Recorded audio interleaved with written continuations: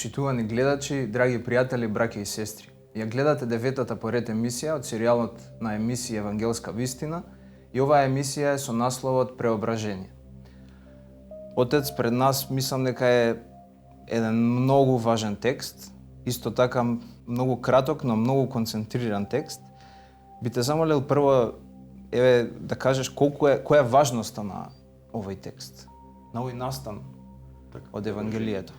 Значи, ако во минатата емисија, 8-та емисија, говоревме за важноста да се разбере дека постои апсолутна вистина и да се разбере дека таа апсолутна вистина дојде во овој свет, кој отстапи од вистината и таа вистина се откри себе си, ние исто така говоревме и за тоа колку е одговорно да се прифати вистината, но исто така и да се сведочи вистината. Во оваа 9-та емисија, посветена на преображението Христово, ќе говориме за оној настан во кој самата вистина, самата овоплотена вистина, самата вистина која прими тело, значи, ќе говориме за тоа кој е на вистина Месијата, односно Христос. Затоа што конкретно низ овој настан, Христос, Месијата, се разоткри себе си како овоплотен Бог, кој во исто време е вистински човек, Богот човек. Всушност, и христијаните со векови исповеда дека Месијата е Богот човек, совечен Логос, збор Божи, кој во вечноста постои со Отецот и Светиот Дух, над просторот и над времето, и тој совечниот Син Божи, тој совечен збор Божи, едносуштен со Отецот и Светиот Дух, по својата божествена природа, ја прими својата човечка природа и стана човек. И на преображение, Месијата, Христос, на своите апостоли, Петар, Јаков и Јован, им ја откри својата божествена слава. Тоа е всушност темелот и пораката на овој настан. Но, откако ќе го почитаме текстот, Ти благодарам, Отец, за овој краток вовед. Почитувани гледачи, одиме накратко со читањето на текстот, па продолжуваме со емисијата. А по 6 дни ги зеде Исус со себе Петра, Јакова и брат му Јована и ги изведе во висока гора сами. И се преобрази пред нив, лицето негово светна како сонце, а лиштата му станаа бели како светлина. И ете, им се јавија Мојсе и Илија, кои разговараа со него. Тогаш Петар му рече на Исуса: Господи, добро ни е да бидеме овде. Ако сакаш да направиме тука 3 сеници, една за тебе, една за Мојсе и една за Илија. Додека уште го говореше тоа, ете ги засени свето облак и се чу глас од облакот, кој велеше: Ово е мојот возлюбен син, во кого е мојата волја, него послушајте го. И кога го чуја тоа, учениците паднаа ничком и многу се уплашија. Но Исус штом се приближи, се допре до нив и им рече: Станете и не бојте се. А тие, кога ги подигнаа очите, не видоа никој друг освен Исуса. А кога слегуваа од планината, Исус им заповеда и им кажа: Никому не кажувајте што видовте, додека Синот човечки не воскресне од мртвите. Отец, го слушнавме текстот. Мора да признавам дека ова беше доста краток текст, дури најкраткиот текст во овој серијал кој го читавме. И овде е многу концентрирано опишан настанот на преображението, но мислам дека за да започнеме со оваа емисија, е многу важно да се навратиме една глава пред оваа, пред 17-та глава од Евангелието по Матеј, и да дадеме вовед каде се одвивало овој настан, бидејќи Христос вели по 6, тоест евангелистот вели по 6 дни Исус ги зеде со себе учениците. Значи каде бил Исус со учениците и што им зборувал за да стигне следствено овој настан. Значи, убаво си го приметил тоа, брат Ведран. Значи, овој настан се случува на крајот, всушност, на Христовата месијанска служба, спасителна служба, пред неговото страдање на крстот. А пред овој настан претходи еден друг настан, всушност, кој е вовет во овој настан, всушност, тоа е и темелот на се ова што говориме ние, Всушност, Христос и неговите апостоли биле во Кесарија Филипова.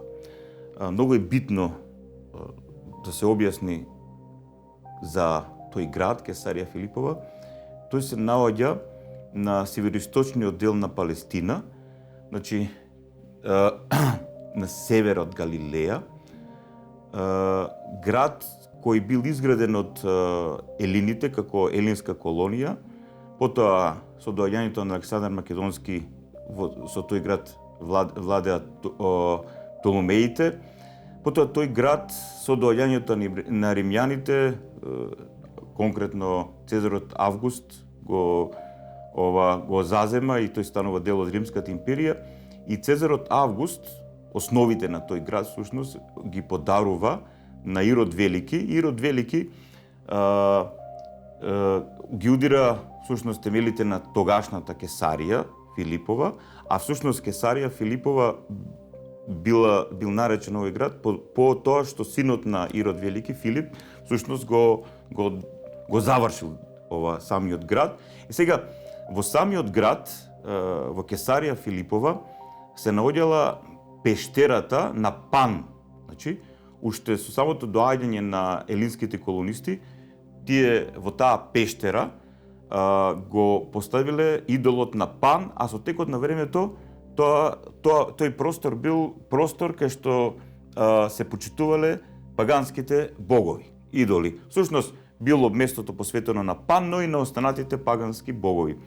Ирод Велики тука гради огромен храм посветен на Август. Значи во таа огромна пештера.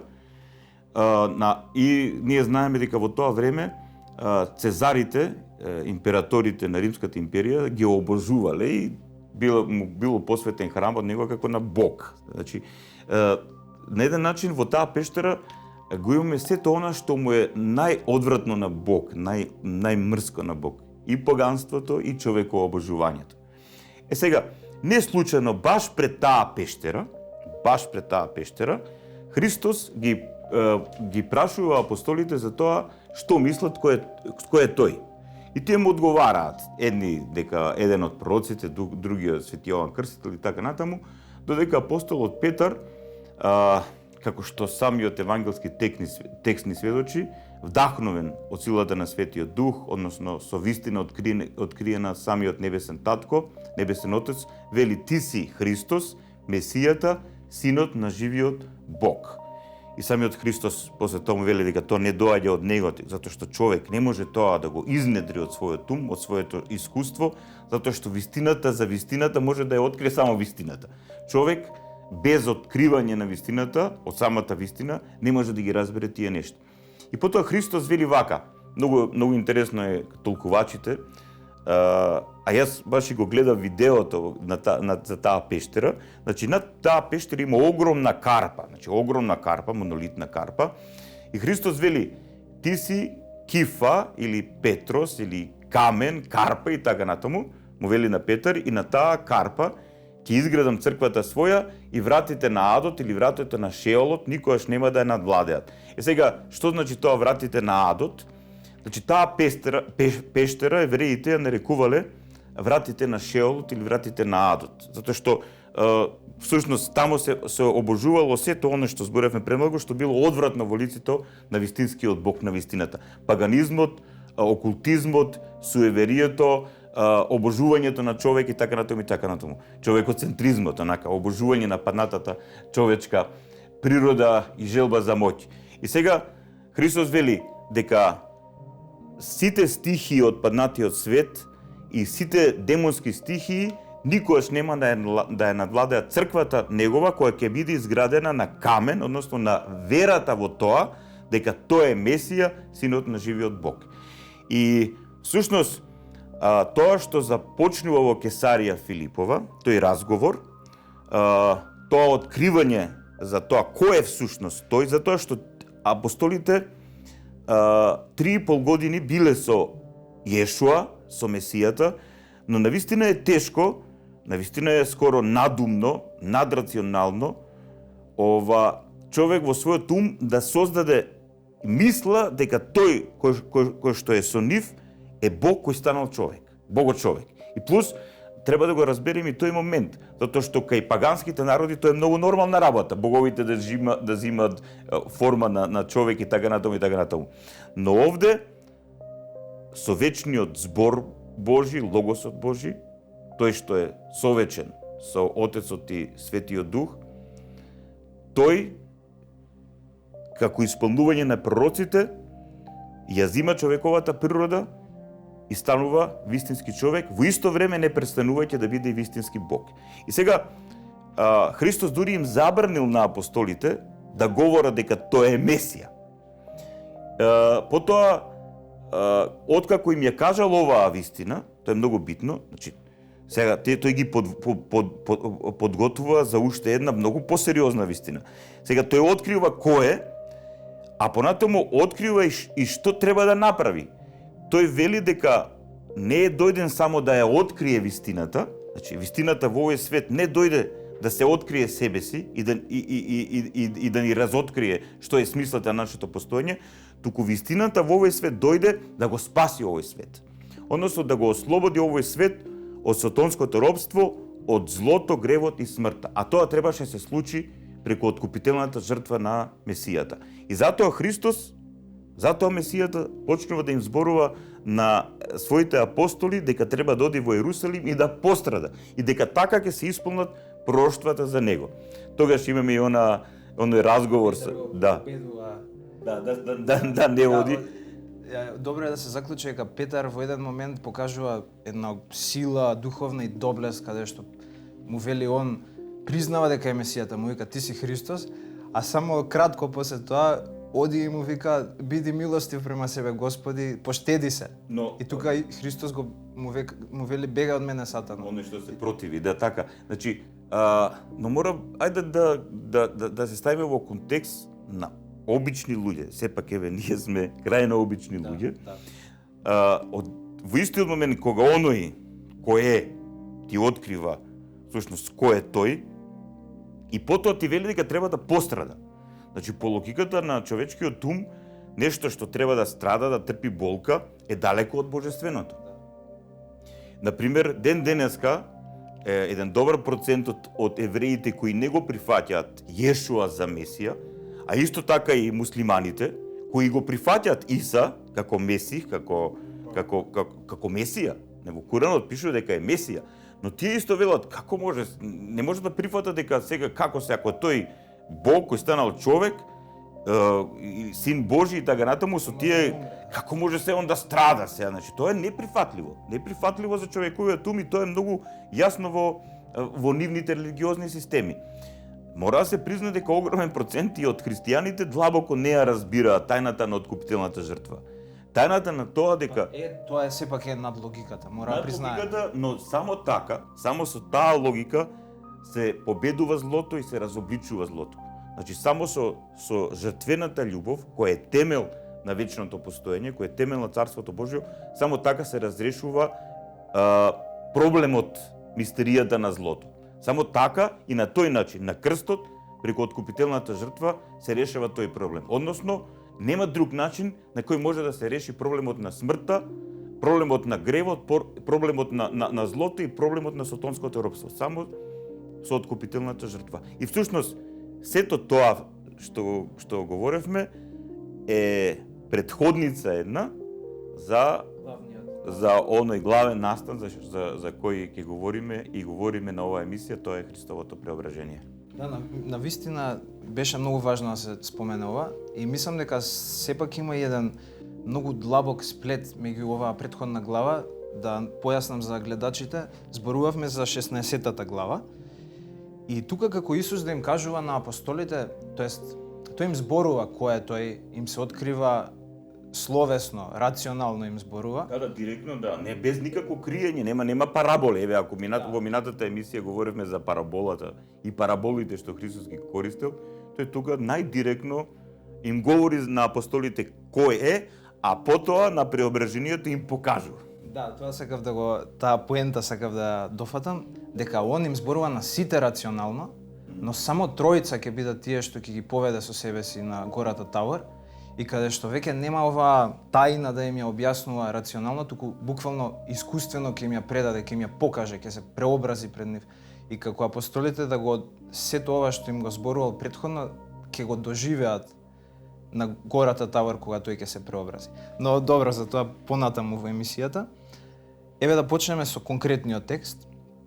Христос 6 дни после ова нивна средба во Кесарија, да ги Кесарија, Филипова и Тавор не се многу далеко. И Тавор се наоѓа, тој рид Тавор се наоѓа во Галилеја, неколку километри далеко од Кесарија Филипова.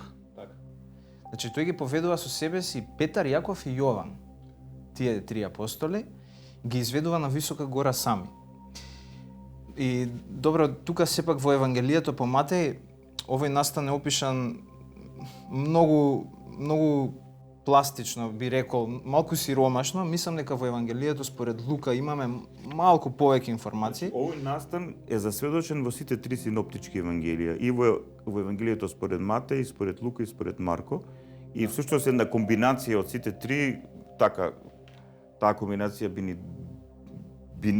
ни овозможила една попластична слика, односно представа за тој настан.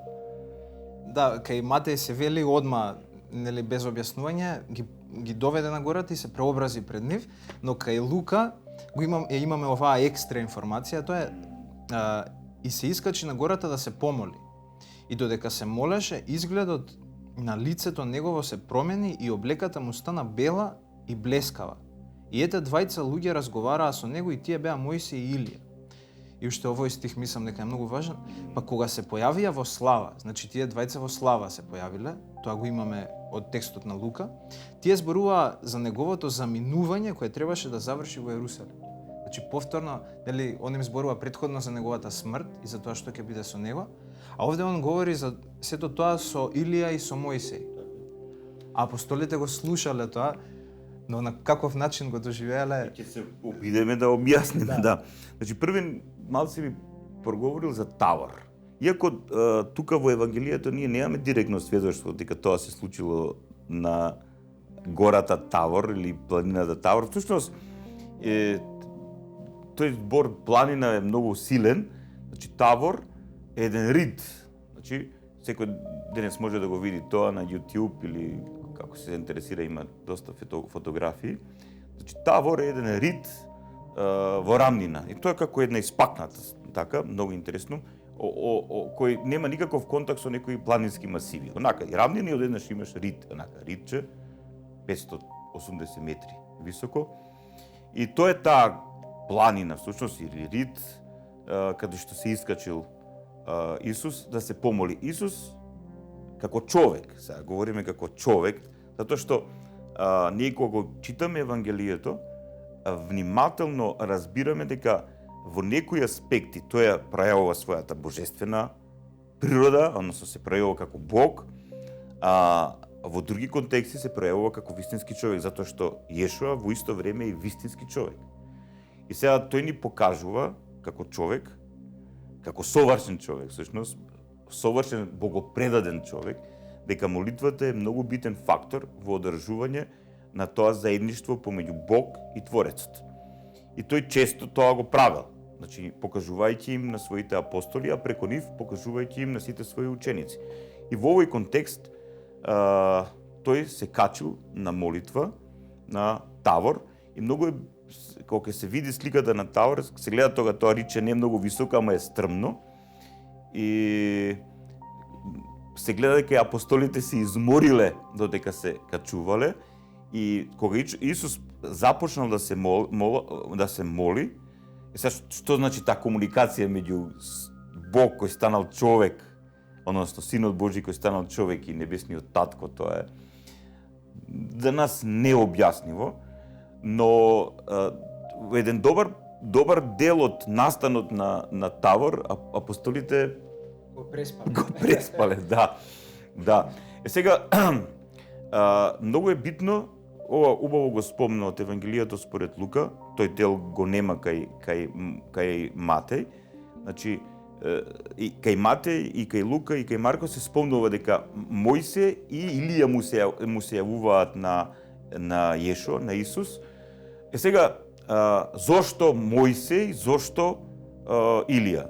Исто така треба да се одговори зашто не сите апостоли, туку само овие тројца и така натаму. Значи, првин, Мојсе е мртов по тело.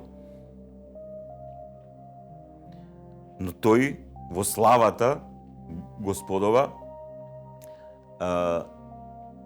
стои пред Исус, кој е во состојба на преобразеност, значи во состојба, што тоа значи? Метаморфосис, во состојба кога тој ја открил својата божествена слава, која апостолите ја виделе како светлина. Тие гледале како свети неговото лице и како свети неговата облека. Всушност, се околу него светело. И сега, многу интересно е што е тоа што светело. Што е тоа? Отците на црквата, кои завлегуваат во длабочините на овој настан и во длабочините на богојавувањето или богооткривањето, ни откриваат дека тоа се тие божествени дејства или божествени енергии на несоздадената божествена природа. Затоа што Бог е вечно постоечко битие. Вечно постоечко битие. Божјата природа е за нас крајно незамислива. Ние не можеме како ќе ја замислиме Божјата природа. Бог е нешто, но ние можеме да разбереме што е тоа. Ние кога велиме дека Бог е еден и единствен и троицен во исто време, ние може ли да го разбереме тоа? Значи, Божјата екзистенција, Божјото постоење е неразбирлива за нашиот. Тоа е нешто неразбирливо. Тоа на литургијата се кажува. Бидејќи ти си Бог, неизкажлив, невидлив, недостижен. Да. И сега, значи, Месијата како Бог кој станал човек ја открива својата божествена слава.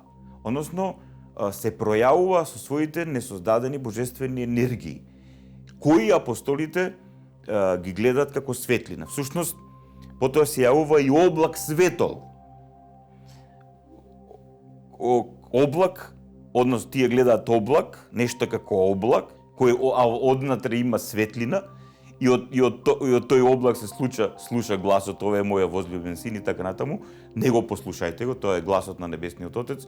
Тоа истото се случува на крштевањето Христово, но ние ако внимателно го изучуваме Божјото откривање во Стариот Завет, има многу настани каде што Бог се открива со таа своја несоздадена божествена енергија. И самиот облак што се јавувал пред еврејскиот народ кога тие излегувале од египетското робство, значи и самиот тој оган кога навечер кампували и така натаму, и разни други јавувања, значи тоа е таа пројава на божествената слава, која е исто така за нас необјаснива. Само извините, кратко само, таа пројава не смееме да идентификуваме со нешто материјално, тоест не е тоа оган, нели, и тоа во Стариот Завет кога горела гората кај што бил Мојсей. Еве како огнените јазици на денот на Педесетница. Значи, на денот на Педесетница апостолите ја примаат силата на Светиот Дух во форма, значи потенцирам, во форма на огнени јазици. Апостолите гледале нешто како огнени јазици, но од што било тоа? Значи тоа што они го гледале, тоа не може да се идентификува со ништо создадено, со ништо од овој свет. Така што тоа што блеснало од внатрешноста на Месијата, од неговата божествена природа, е таа божествена слава или тие несоздадени божествени енергии. Исто така, тој оган што го примиле апостолите на денот на Педесетница, таа сила на Светиот Дух, повторно се тие несоздадени божествени енергии. Всушност, таа божествена слава, тие несоздадени божествени енергии, таа љубов Божја, тоа дејство Божјо, е тоа присуство Божјо во нас. Значи, тоа присуство Божјо во нас. Ние на тој начин, всушност, го градиме нашиот однос со Творецот, со тој што е вистинскиот единствениот, нема друг. Сите други представи за Бог се само човечки измислици. Ова е вистината за Бог таков како што тој е. И сега тој, Бог што е таков како што е, тој ја открива својата божествена слава. И во таа божествена слава се појавуваат Мојсе и Илија. Мојсе доаѓа од Шеолот, од Адот, затоа што тој е мртов по тело. Што е Шеолот и Адот? Значи, тој е еврејски збор Шеол или елински Ад, значи тоа е таа состојба во која се наоѓаат духовите на починатите, на оние кои заминале од оваа тродимензионална димензија на постоење, од овој свет. Значи, Мојсе доаѓа како представник на оние што се наоѓаат во таа состојба, а Илија не вкусил смрт. Значи, тој не вкусил смрт, ние знаеме дека пророкот Илија во огнени кочи, тоа е многу интересно, огнени кочи, бил вознесен во духовниот свет. И сега имаме еден представник од духовниот свет, што е за нас исто така непоимливо каков е тој свет, но што ме Илија таму, значи тој свет исто така има некаква форма, пошто Илија е жив. Мислам, тој е во тело. И тој, како што ни велат пророштвата, тој ќе дојде на крајот на овој свет, Илија и Енох, кои се во духовниот свет, кои треба да пострадат на крајот на овој свет, разлобичувајќи го антихристот. Сега, Илија и Енох разговараат со Исуса и разговараат за суштината на неговото доаѓање во овој свет. Значи, говоривме пред малку, не е само суштината да се открие вистината на постоењето, и тоа е многу битно, но пред се и над се, суштината е откупителната жртва. И затоа тие говорат за тоа дека неговото одење треба да заврши во Ерусалим со неговата крстна смрт, со откупителната жртва и со неговото воскресение. За да на тој начин овој свет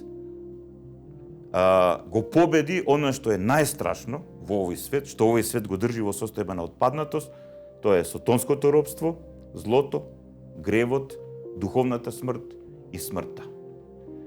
Да, кој знае што ли се одвивало во главите на апостолите во тој момент? Тие кога се разбудиле, го виделе сето тоа, тоест не го виделе го Прво Петар, да. Не спомнавме за тоа зошто само тројца. Да. Значи има неколку толкувања. Она што мене ми е така најблиско, дека ако ги повикал сите апостоли, би требало да дојде и Јуда. Значи, а тој според својата нечестивост не би можел да ја види божествената слава и така натаму. И сега за да не биде само Јуда што ќе биде неповикан, за да тогаш Јуда може да се го оправда своето предоство, затоа што Христос не постапил кон него како што треба.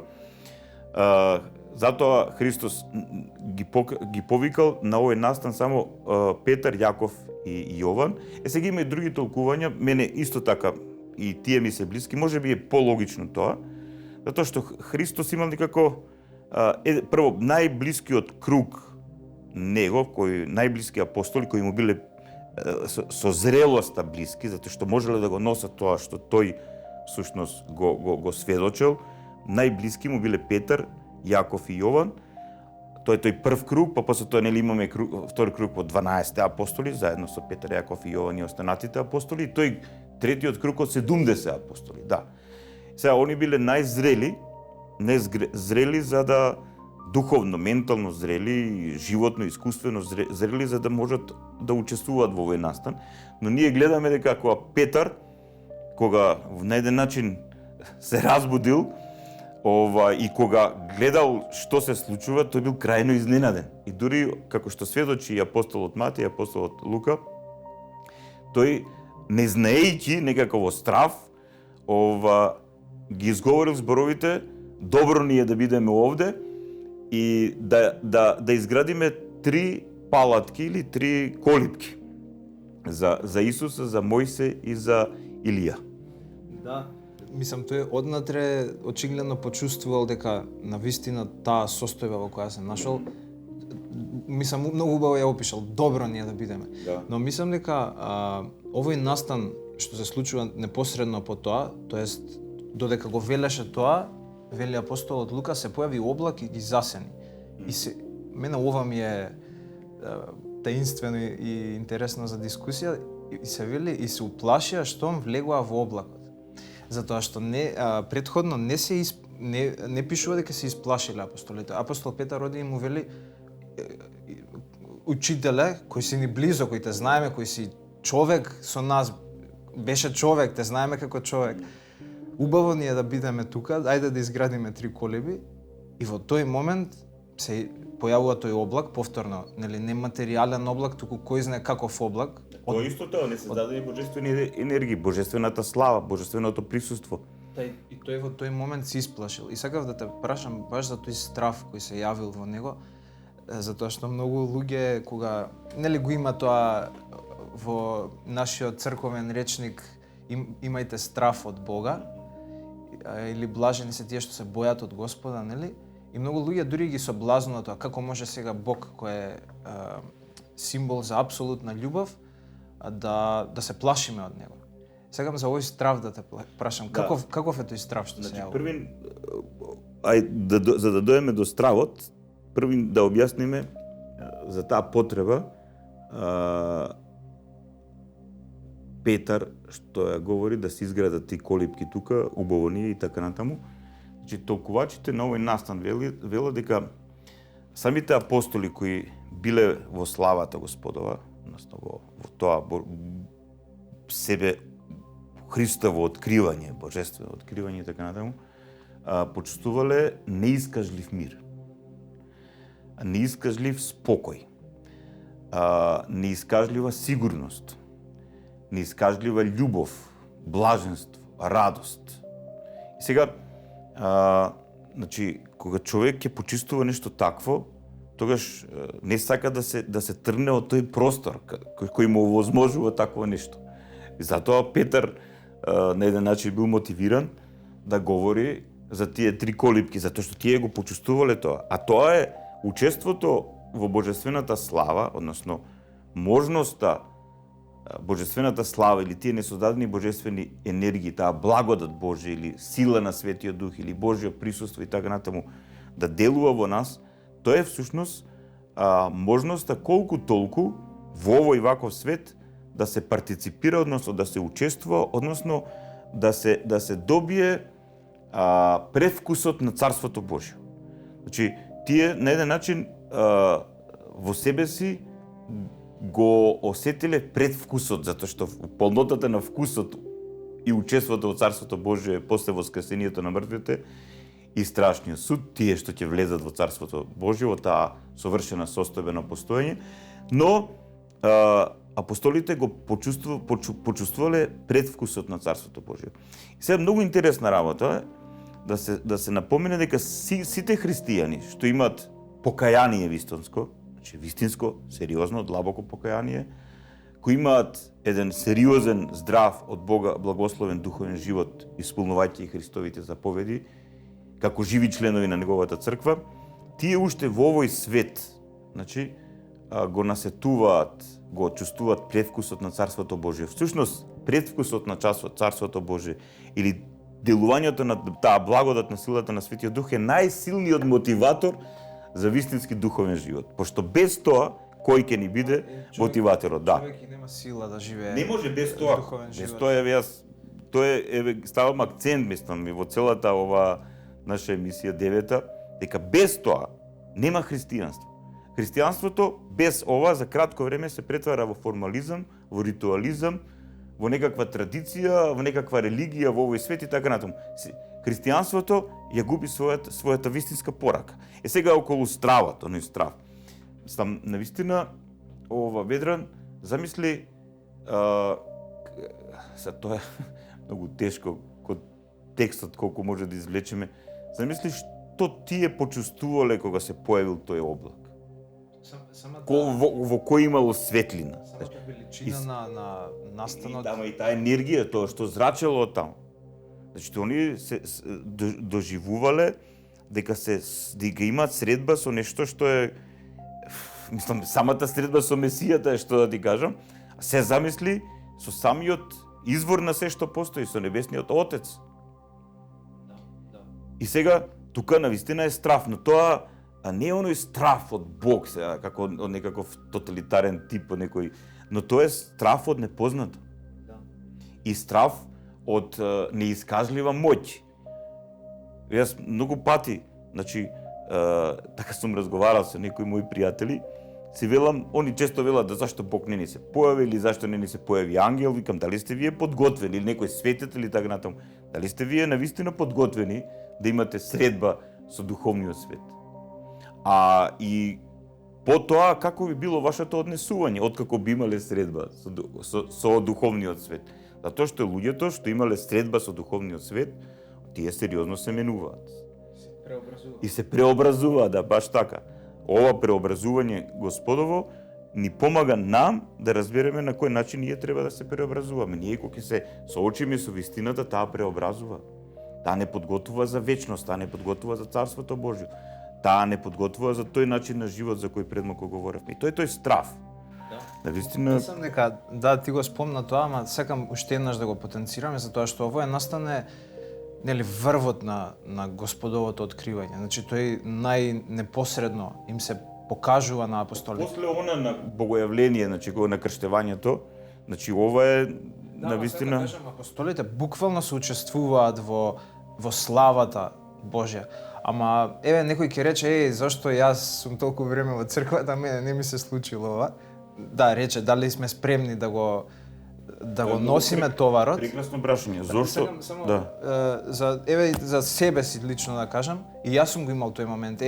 Мислам дека секој го има христијанин, макар на почетокот, каде што трага по она метафизичкото, надприродното, сака љубопитене. Тоа и пораката на христијанството, да трагаме по тоа. Да, значи, сака некако да го зграбчи, да стигне брзо до него. Ама дали се сложуваш со тоа дека сепак ние во духовниот живот доживуваме искри на оваа Божја слава, секој според својата зрелост, нели? Секој според своето покаяние, значи, според степенот на покаянието и според степенот на духовниот раст. И на крај крајава, ние не можеме да го изнасилуваме Бог, тој поради нас и нашата волја и така натаму, да ни дава од таа божествена слава и така натаму, од тоа негово присуство. Тоа исто како што не можеш некој човек да натареш на сила да ти ја дарува својата љубов. Кој нема такво нешто. Значи, да го искористам тој контекст, човек со човек. Значи, колку повеќе кај некои луѓе созрева довербата, еден со друг, искреноста, отвореноста и така натаму, толку повеќе се чувствува љубовта помеѓу нив и се чувствува таа поврзаност и сето тоа возможува, значи еден подлабок, по суштински топир контекст поврзаност. Истото тоа се случува и со нашиот Творец. Значи кога Бог, нашиот Творец, го приметува, ако можам така да се изразам, го увидува плодот на нашето покаяние, затоа што нема христијанство без покаяние. Значи, нема христијанство без промена на умот, без промена на животот, без промена на светогледот и така натаму. Тоа христијанство не е христијанство. Тој христијанин не е Христов ученик, тој е христијанин по себе и за себе, но не е според евангелската вистина.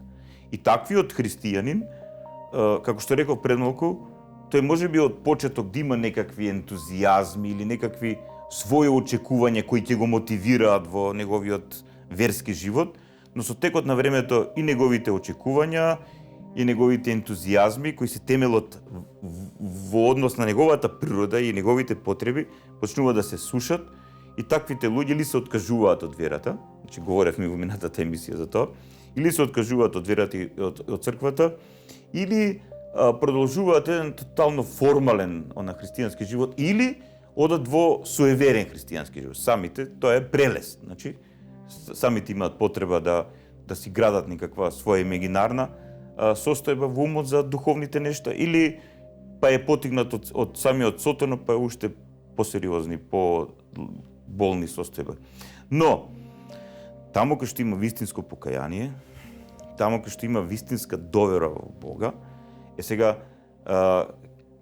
не може да говориме за овој настан, да не го спомнеме Свети Григорија Палама, кој заедно со Свети Симеон и Богослов се учителите на црквата кои најсериозно говорат за божествената слава, за овие несоздадени божествени енергии. самиот Свети Григорий Палама вели дека ние му имаме вера во Бог, значи ние веруваме дека тој постои, а потоа како плод на нашата вера во Бог, ние имаме нашата доверба во него. Му веруваме на Бог. Да, тоа во неговото исповедање на верата, така и почнува неговото исповедање на верата. Значи, самата вера во Бог, без она да му веруваме на Бог, да имаме доверба во него, тоа што може да остане на едно рационално философско ниво, теологија некоја спекулативна и така натаму, но ако ние му веруваме, му имаме доверба во Бога, како што таква доверба имале пророците, апостолите и сите Христови ученици, вистински свети во историјата на црквата, ако ние имаме таква доверба во Бог, ако имаме еден искрен однос со Бог, тогаш Бог нас не благословува со неговото присуство. Не радува со неговото присуство преку тие несоздадени божествени енергии, односно преку благодата на Светиот Дух, преку неговата слава. Мислам, јас имам смелост да кажам, отец, дека да, бидејќи нели секогаш во животот на верникот секогаш верата си има свои стадиуми, некогаш човек верува, некогаш се колева. И навистина јас сум го искусил тоа да во моментите на неверие и кога верата само формално сум ја практикувал, тоест сум се декларирал само, ама сум бил во двоумење внатрешно, и кога сум ја разбирал во тие моменти, макар психолошки, суштината на верата, не сум имал сила да ја спроведувам вистински. А во моментот кога сум имал буквално на вистинска вера, тоест кога му верувам непосредно на самиот Господ, кога му се обраќам нему, како на личност, тогаш сум имал сила да ја исполнувам. Тоа како сијалицата. Сијалицата ако се концентрира само на себе си и сака само од себе си да излече енергија за да засветли, не може тоа да и се случи. Значи таа мора да биде приклучена, да, со некој извор на енергија. Така да и ние самите можам тоа да го кажам дека ние сме еден вид батерии, имаме потреба да се полниме. Да, ние имаме енергија од Бога дарувана, која не одржува во живот, но ние не сме така поставени како созданија за да бидеме независни. Значи ние сме поставени во еден систем, значи на постоење, како што имаме потреба да дишиме, како што имаме потреба да се храниме, да го одржуваме нашето тело, нашата биологија во живот, така имаме потреба да ги примаме во себе си Божите несоздадени енергии, кои извираат како од Светото Писмо, затоа што светите книги на Стариот и Новиот Завет се боговдахновени и боговдахновени луѓе со таа слава Божја ја пишувале оваа вистина, и затоа кога се чита Светото Писмо, значи од таму се црпи таа божествена слава, на молитва исто така, секој христијански подвиг, секое учество во светите тајни на црквата, од крштевање, миропомазание, причестување, исповед и така натаму, ни сите тие нешта се примат тие божествени енергии, таа несоздадена божествена сила, тоа присуство Божјо. И без сето ова, како што говорев, нема христијански живот, нема преобразување, значи нема подготвување и созревање за вечниот живот. Нема. Таквото христијанство станува досадно. Ова христијанство за кое ние говориме, поврзано со преображението Господово, поврзано со божествената слава, е христијанство кое има во себе си насока, кое има во себе си смисла, кое има во себе си цел, кое има во себе си радост, кое има во себе си вечност. Да. Отец, при крајот сме на емисијата, убав разговор имаме и јас би сакал да трае повеќе, ама мора да привршуваме. Јас сакам уште овој последен да бидеме доследни, да го објасниме малку уште овој последен стих, а тоа е крајот, тоест кога слегуваат од гората, Исус им заповеда на учениците: никому не кажувајте што видовте, додека Синот човечки не воскресне од мртвите. Да. Зошто да не кажете? Значи, затоа што од една страна Христос сака да ја сочува верата, значи на секој апостол, значи затоа што секое откровение треба да го носиш. Значи тој сакал секој од апостолите лично да се посведочи и во оно што ќе се случи на крстот и во неговото воскресение. Ние гледаме всушност и што се случува со нив. Само апостолот Јован останува до крстот, а овој апостолот Петар кој бил присутен, дори се откажал од самиот Исус, па после тоа со покаяние се вратил и така натаму и така натаму. Значи Христос ни говори за тој личносен контекст што имал и го градил ко секој апостол, како што го гради ко секој свој ученик. Значи Христос, нашиот спасител, главата на црквата, во силата на Светиот Дух, кон секој од нас гради свој оригинален пристап.